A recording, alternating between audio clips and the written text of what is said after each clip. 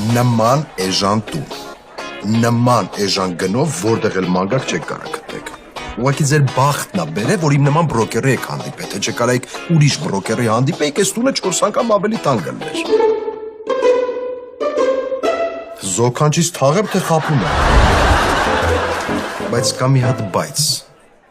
Մենք մեր տունը տալուց առաջ պետք է հասկանանք, թե տունը ում ենք տալի, այդ մեր ապահովության համար է։ Որտեղից եք։ Ես Մոսկվայից եմ, եկել եմ Երևան սովորելու, Տաթևիկը մանկության ընկերուհիս է, Ղարաբաղից է, իրար հետ ենք ապրելու։ Իսկ կարող եմ մի օր հանկարծ իմանամ, որ տուն աղջիկ-մաղջիկ եք բերում։ Չէ, ինչ աղջիկ-մաղջիկ, Սերգեյ ջան, ուշեղը տաքսիստասկի ժամանակ չունի, ֆելոն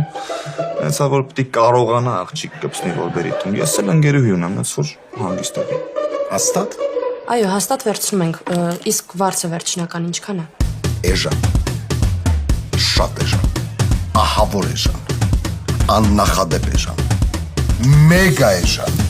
100,000 դրամ։ Բայց կա մի պայման, պետք է տարվա փողը մի անգամից տակ։